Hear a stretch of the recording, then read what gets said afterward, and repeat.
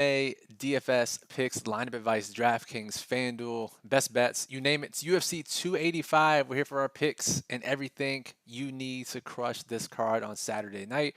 March 4th, we got Jon Jones return versus Cyril Gane in the heavyweight championship. We have Valentina Shevchenko versus Alessa Grasso in the women's championship. An excellent card all around. We're happy for you to join us. Welcome. I'm Brian Jester, co-founder here at Occupy Fantasy, joined by Jake the Snake, owner of MMADFS.com. Jake, what's up, man? Good to see you, and I'm pretty excited for this card. Yeah, man, happy to be here. This is a fun card, man, for pay-per-view cards. I think this is a good one. I really like it. Yeah, usually we are the sickos that are way more excited for the Apex 11 and 12 fight cards with newcomers and a bunch of trash fighters. But as far as pay-per-view cards go, generally there's a lot of name value and really tough DFS slates. This is one of the better ones, but I will say, Jake, this is despite all of the hype and all of the great fighters and all the interesting matchups, it is still a very tough DFS slate.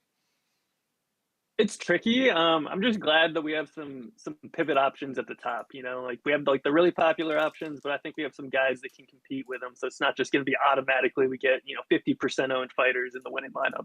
Please, let's hope not. So, if you're new here, welcome. What we normally do here is we break down the main events from a betting and DFS perspective. We talk about the newcomers, a couple newcomers on the card, what their backgrounds are, what we can expect from them in their first fight in the octagon.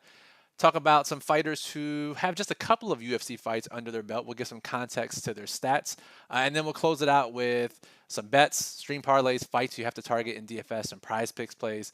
Again, cover this UFC card from all angles. If you have questions, go ahead and throw them in the chat. This is a live Q&A after all. Go ahead and throw them in the chat. We'll be happy to answer them throughout the show. If you enjoy the live streams, let us know.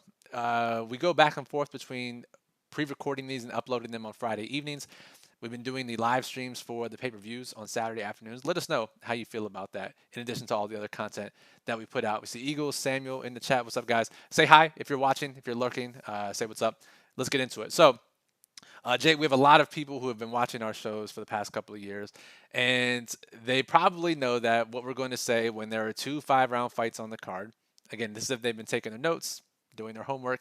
Generally, when there are two 5-round fights on the card, as we have tonight, then historically, the best leverage and the most likely outcome is just one 5-round fighter in the winning lineup. So it's the most likely to happen, and the field doesn't play it nearly as much. So, question to you is, does that change here tonight? Whether it's 0 or 2 being more likely? And if so, what do you make of this card from the 5-rounders?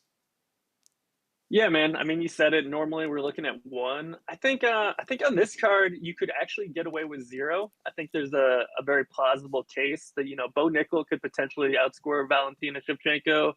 We got some other 9K guys that could potentially outscore the main event with Gane and Jones could potentially be lower scoring. So I mean, there's lots of ways that neither one of them make it. And I was actually looking back, and the two times that we've had 0 5-round fighters end up in the winning DraftKings lineup on these two 5-round fight cards, they were both on 14 fight slates. So here we are with another 14 fight card. And the last two times we had 14 fight cards, 0 5-round fighters ended up in the winning DraftKings lineup. Obviously, it's a tiny sample size, but it just shows you it's possible. And I think, with the fights we have, I think you can definitely make a case that it could be 0. I think it's still probably most likely we have 1, but I would say 0 is far, far more likely than 2. I agree. I totally agree. And I'm going to pull up the model here at OccupyFantasy.com, ranks every fighter, FanDuel, and DraftKings. What I love to do always is to see who sticks out as a value and sort by DraftKings salary to compare their money lines. And Jake, one of the reasons that this slate is particularly difficult, both from a low risk perspective, a small field perspective, and even in some cases, large field perspective, is the fact that we have so many fighters at minus 500 or greater on the money line. We have Beau Nickel minus 2,000, depending on where you look. Shevchenko's now up to minus 910. Ian Gary minus 770. Rakhmonov minus 560. And then a newcomer Basharat even at minus 480 in some spots. And then we have a bunch of other fighters that are minus 200 or greater. So what that means is there are a bunch of really gross dogs that are tough to play. From that perspective, it's rare that we get this many big favorites on a card. So how does that change your approach? Yeah, man, it is tricky because it means basically all the dogs like 7,300 or below are just really, really disgusting and have a really good chance not to win, which makes it tougher because normally we need, one of those cheaper dogs to make everything else fit. So right off the bat, if none of those cheap dogs win, it's going to be harder to fit in all the expensive plays. It's going to force people to play more of these, high 7K dogs. It'll force more 3-dog and even 4-dog lineups. So it'll make it tougher for more than 2 of the expensive plays to get in there. So it definitely changes a lot of things, man. It's a different dynamic when you don't have, some reasonable plays at that cheap price tag. For sure. Speaking of cheap plays, Cut the Check in the chat is asking Penne or Blackshear a better play. Just in the vacuum, Jake, who you got better is a better DFS play? Man, they are like clones of each other, right? They're both, submission or bust plays in, really hard matchups. I mean, honestly, I hate both of them. Like, if we're being real, like, I think they're almost clones of each other. So, I mean, flip a coin, but I think they're both going to lose. I don't think either one lands a submission. I guess you could argue that Penne has a little more experience and, but Blackshear is going against the debuter. I don't know, man. I'm not a fan of either guy, so that's tough. And I really like Basher out on this slate, so I guess just out of process of elimination, maybe I'm going Penny. But man, those are not people that I'm really looking at playing much. And I guess the argument you can make for Penne in favor of Penne is that fight is favored to go a little bit longer. More likely it goes a distance, more points she can rack up. So instead of scoring 8 to 10 points, she might score 27 to 29 points or something along those lines. But in that same vein, Jake, how do you feel about Grasso, who we're going to talk about here? She's a massive underdog. I know you expect Shevchenko to get this done inside the distance, but assuming this goes a little bit longer, even if it goes into the 4th round, perhaps, does Grasso become more interesting in tournaments if all these other dogs lose and she scores like 30 or 40 at what we think will be pretty low ownership in tournaments? Now, she'll be higher owned in small field and cash games, but in the largest contest, she'll be pretty low owned. Does she have a higher chance of optimal because of that aspect? So I guess my question to you is the fact that Volk just made the winning lineup, is that playing a role in the question here? Because Volk lost to Makhachev and still ended up in the optimal lineup. I know that was a costly one for you. I'm not saying that you're carrying the bias into this, but it sort of seems like recency bias would have people being like, "Oh, Grasso's live if all the other dogs fail," but I don't know, man. Like, maybe I don't know. I can sort of see it. I mean, Yeah, I guess my not point. really. My point. Yeah. I'm with you there, right? Ideally, we get one of these dogs to pull an upset, but the only thing is, and again, I would not agree with. I would not even be in this line of thinking normally.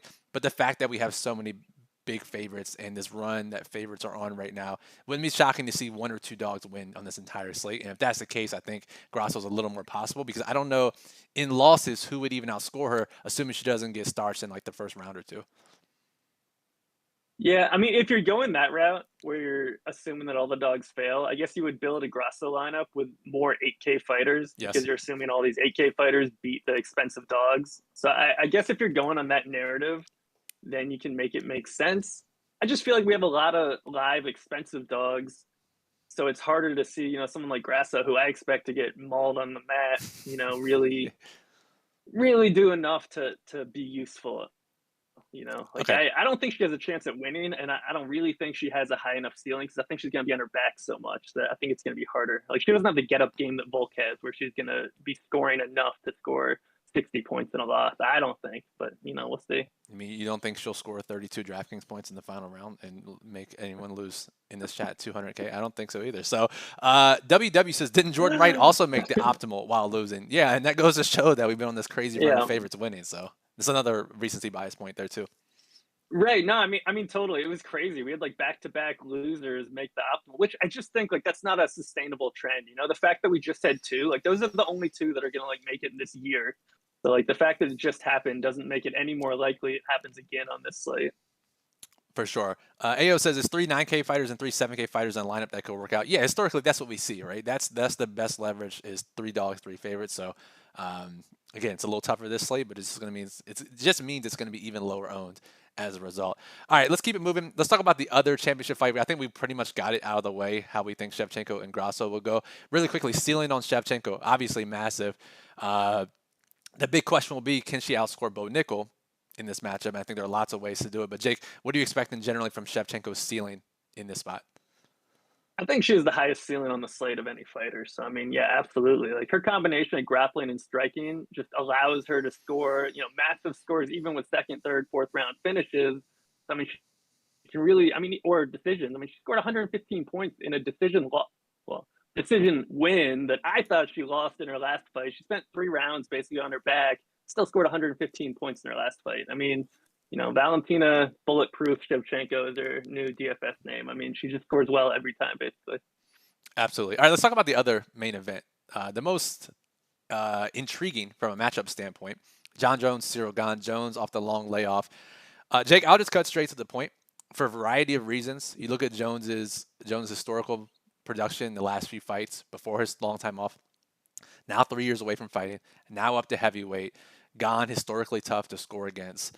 Jones, seemingly everyone thinks will win this via grappling. His ownership should be pretty popular when you look at the other fighters that are priced around him. And plus, the elephant in the room, right? Got popped for PEDs twice, and now he hasn't really looked the same since.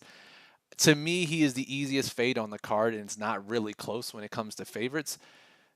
Can you talk me off the ledge? Not that I don't think you will at this point, but with only 3 hours to go until lock. But do you agree? And how do you see this fight playing out? Dude, I'm running right off the ledge with you, man. I mean, So, I'm not talking you off.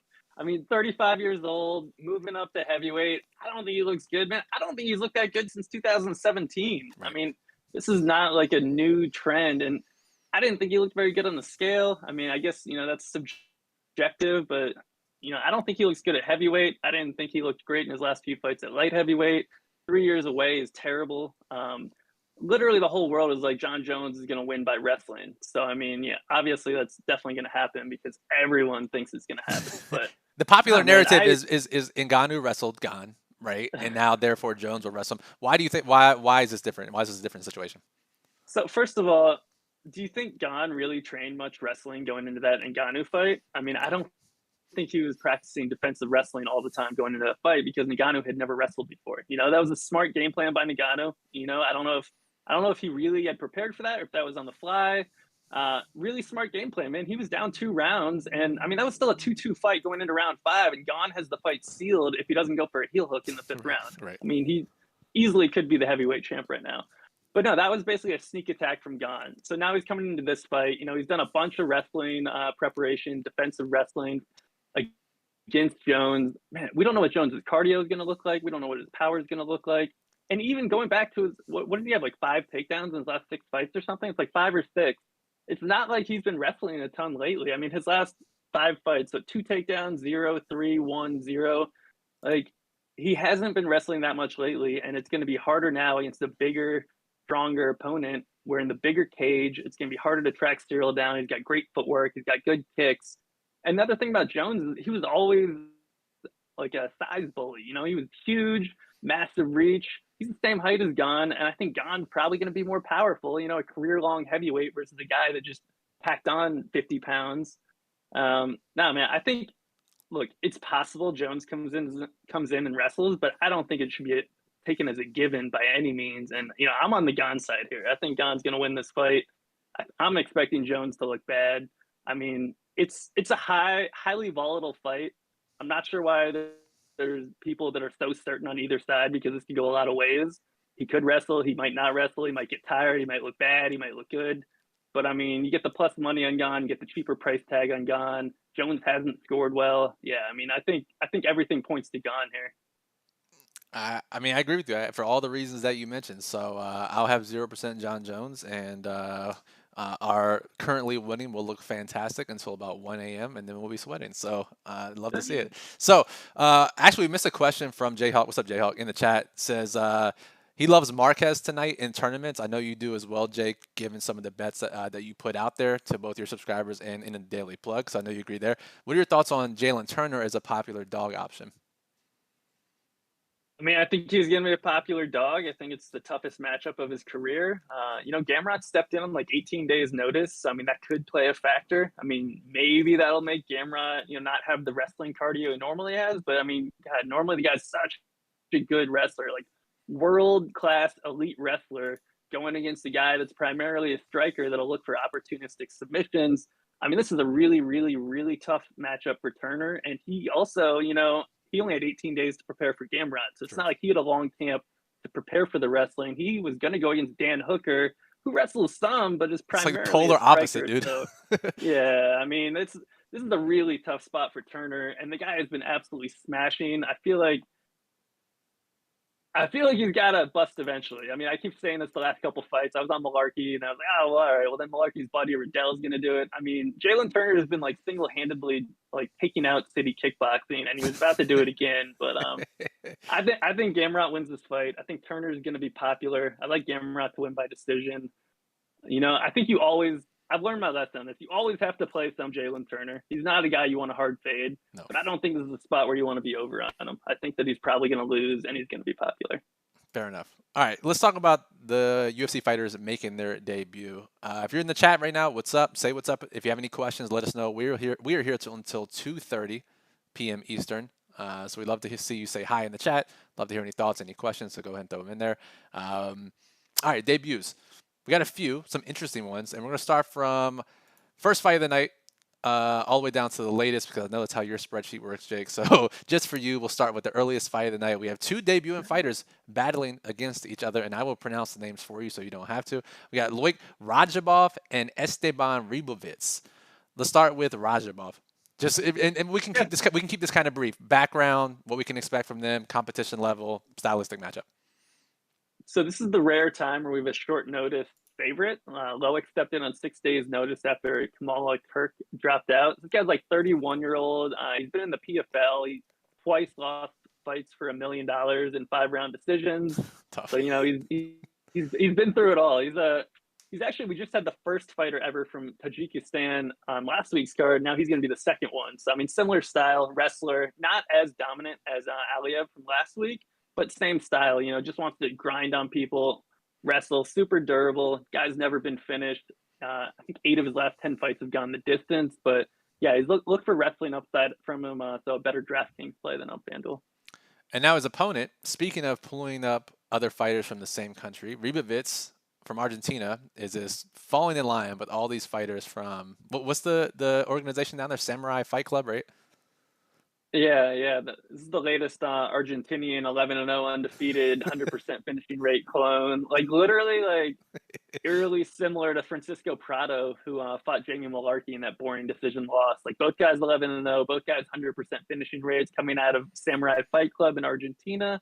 This guy's 26 years old. Super impressive on paper. He got a round 1 knockout in Contender Series, but the guy he knocked out's been finished in all 5 of his losses, 4 times in the first round. So I mean, Ribovitz he hasn't fought anybody. He finishes everybody. He hasn't been in a fight that lasted longer than 90 seconds since 2020. So you have to wonder about his cardio. His only grappling move is a Kimura. Like you're on the ground, he's going for Kimura. You try to take him down, Kimura. Like everything is a Kimura with him. It's wild. I mean, you might see 10 Kimura attempts from this guy, but really hard move to complete at the UFC level.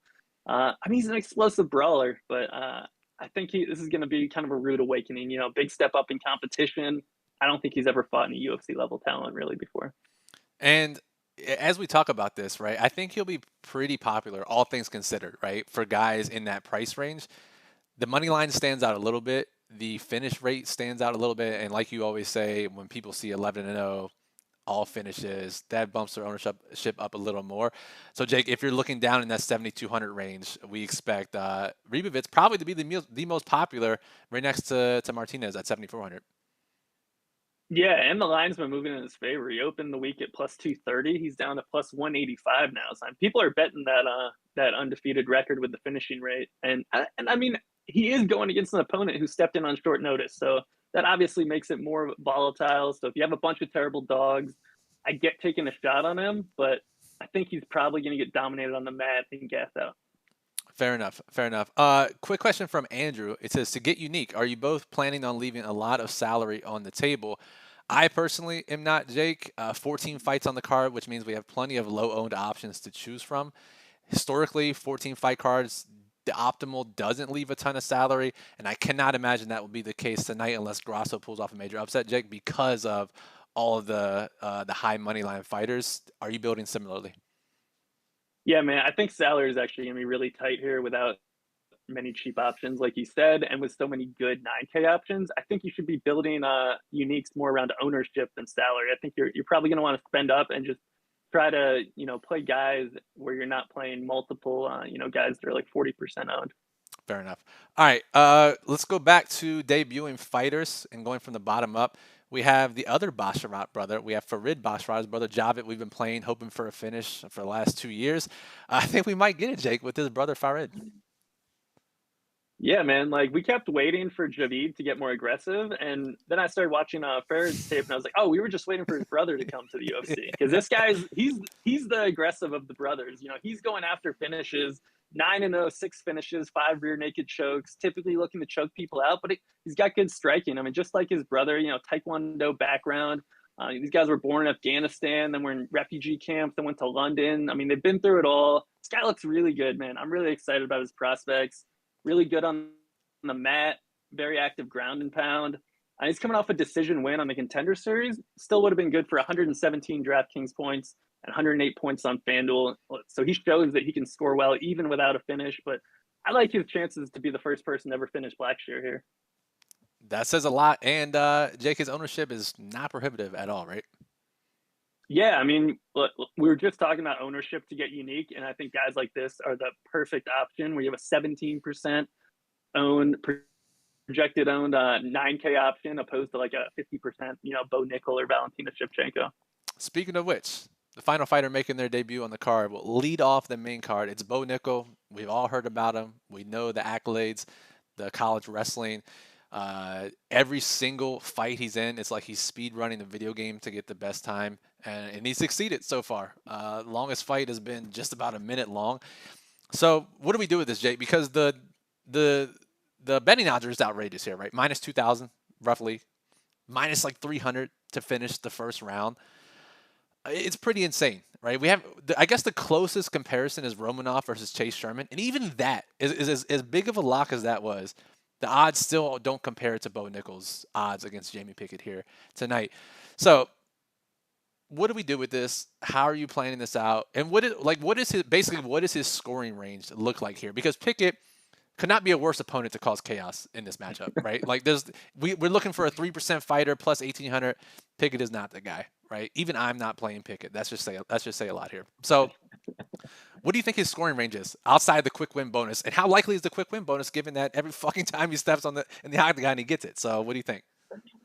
Yeah, man, it's tricky, because the guy's so aggressive, but he also hasn't fought anybody. Like, we don't know what he's going to look like against UFC level talent. We know he can wrestle. We don't know what his striking looks like. We don't know what his cardio looks like. And he might not need to show either. I mean, maybe he just takes Pickett down and subs him. But it's a bigger octagon. Maybe, Pickett knows, like, Pickett isn't oblivious. Pickett knows that he's here to get finished. I mean, if you watch his media day interview, he's like, yeah, I'm basically here to get finished. I mean, I think he has to come in more defensively. If you're Pickett, you can't rush in, you can't stand there. You got to kind of circle away. Normally it takes 2 guys to tango. If one guy is actively trying to run away in a fight, it's not. Lots of times we see people ruin fights. So could Pickett do that? I don't know. Maybe it's gonna be hard. Maybe Beau Nickel comes in trying to strike a little bit more. Maybe just because Pickett isn't that dangerous, like he could strike some. I mean, I'm just trying to think of ways this doesn't immediately end up on the mat with a sub. Or maybe Beau Nickel takes him down and just, Beau Nickel is a blue belt. Pickett is a brown belt. Like he doesn't really, he looked terrible against Dawkins on the mat. He got subbed in the final second, just oblivious to the fact that he needed to wait one more second. God. I mean, he got finished in his last fight against a one-dimensional striker. Like he hasn't looked good. He's 2-4 in the UFC. But if he can just survive for a minute, and then if Beau Nickel gets an efficient finish, we could see Nickel take him down and immediately sub him at 1 minute and 5 seconds and score 97, 98 points. Right. That's very realistic. That's very possible. His last, what was his longest fight? 62 seconds? We'll take it. Like, sort of. Like the Dawkins fight, Pickett's not going to realize that the quick win bonus is in play, and he's going to tap at 59 seconds, get Beau Nickel 120, and then we'll all tilt. So, yeah, I mean, lots of different ways it plays out. His floor is outrageously high, right? Small field, cash, I understand. But even then, that's still kind of a question because of his price tag at 9,600. So, if you had to go under on either Nickel or Shevchenko, I assume you're going underweight on Nickel. Yeah, I mean, it's definitely Nickel because, Nickel's so reliant on getting that early win, whereas Shevchenko can, go to round 4 and still score 130 points. Where, if Nickel gets extended, I mean, maybe he does slow down a little bit. We've seen Sure. so little. He's such a mystery. We know he can wrestle. I mean, that's it. We know he can wrestle. We know he can finish guys quickly. We don't know. I mean, maybe he gets an adrenaline dump. I mean, I'm not saying he's a great athlete, obviously, but maybe he comes in, maybe he just has an adrenaline dump. Maybe he slows down after minute 3 if Pickett can survive, and then they sit there staring at each other or pushed up against the fence. Like, Pickett doesn't have the worst takedown defense. I mean, we've seen him ride out fights on the fence. I mean, it's not entirely impossible. I mean, he's long, he's tall. I'm just saying there are a lot more ways that Beau Nickel fails than Shevchenko, and I don't think it's close. But I mean, yeah, Beau Nickel probably finishes him quickly. But even if that happens, he can definitely get priced out of his price. Honestly, he can still get priced out even if he gets the quick win bonus because of Shevchenko's ceiling. If this was any other slate, I would say, yeah, Beau Nickel should be 50% plus and we should probably match it. But Shevchenko's presence at just $200 cheaper really changes the dynamics.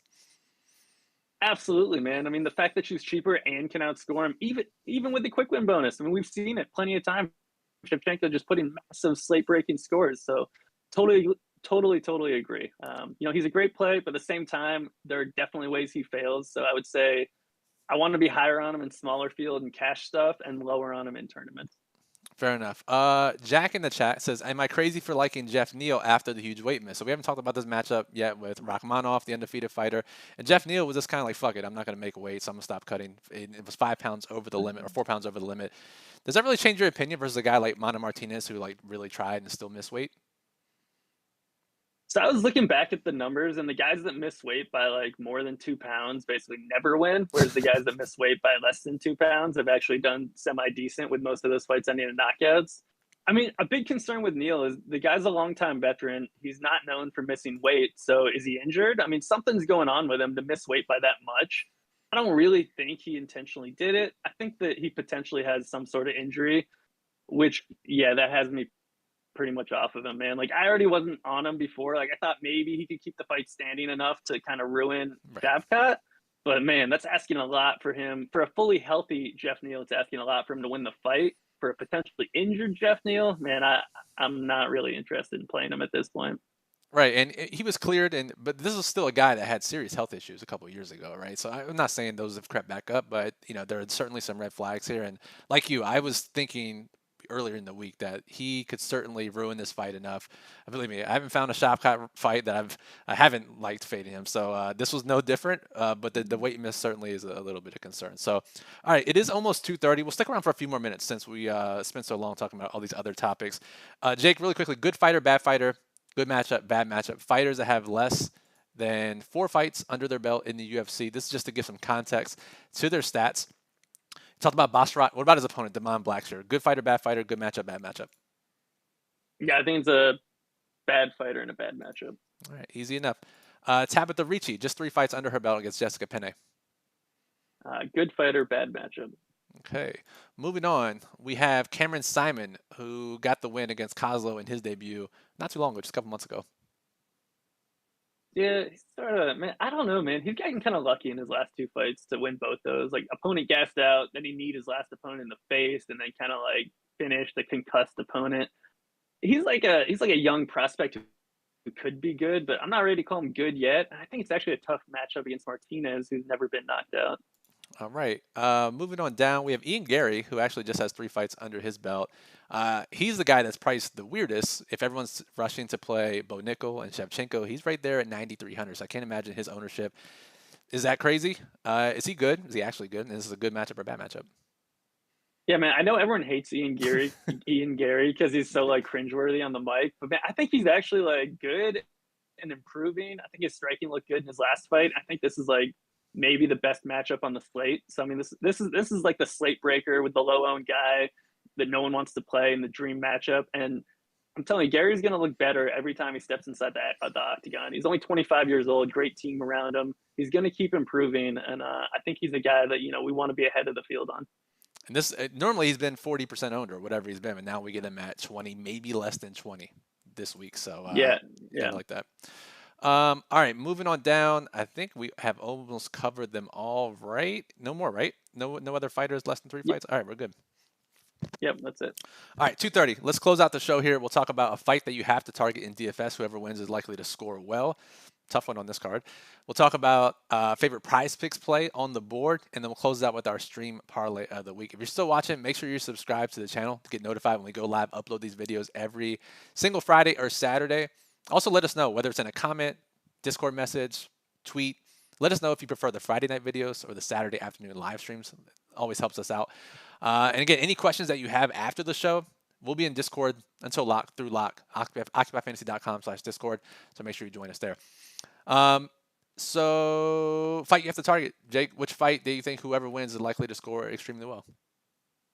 Yeah, I like the Duplessis Derek Brunson fight. I think we're either going to see Duplessis find a finish, or else Brunson's going to dominate him on the mat. Either way, one of those guys should score well. Fair enough. Fair enough here. And I keep waiting. Kind of like there's a bunch of these guys that I keep waiting for the perfect matchup to fade them. Not that it has stopped me from fading them in the past. This is another one where it's like Brunson could wrestle, but we all know how this ends, right? So come on.